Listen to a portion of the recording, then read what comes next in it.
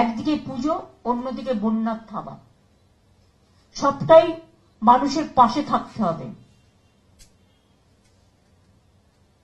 পুজো বলে বন্যার ত্রাণের মানুষের কাছ থেকে সরে গেলে হবে না, এটাও কিন্তু একটা সেবা। সুতরাং বন্যার ত্রাণের মানুষের কাছে দাঁড়াতে হবে, পাশে দাঁড়াতে হবে। ভর্তিতেও দুজন মারা গেছে নৌকাডুবি হয়ে, তাদেরও 2 লাখ টাকা করে দেওয়া হবে। আর দুজন পরিযায়ী শ্রমিক যারা বাইরে মারা গেছেন, একটা ডেড বডি আসতে পেরেছে, একটা পারেনি, তাদের পরিবারকেও 2 লাখ টাকা করে দেওয়া হবে। এছাড়া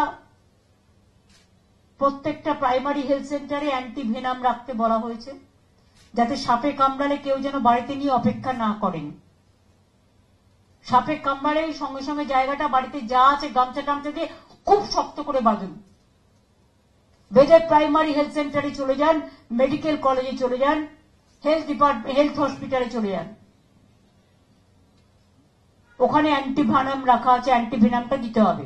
বন্যা ক্লিষ্ট অবস্থায় আছেন তাদের বলবো, প্লিজ কষ্ট করে কয়েকটা দিন রিলিফ সেন্টারে থাকুন। বাড়ি বাঁচবে বাড়ি থাকলে, জীবন থাকলে, কিন্তু জীবন চলে গেলে শুধু বাড়ি থেকে কোনো লাভ নেই। আগে জীবনটা বাঁচান, একটা জীবন খুব দামি। যারা নৌকো করে বিভিন্ন অঞ্চলে ত্রাণ দিয়ে বেড়ান তাদের বলবো, লাইফ জ্যাকেট ছাড়া স্পিড বোট এবং নৌকা ইউজ করবেন না।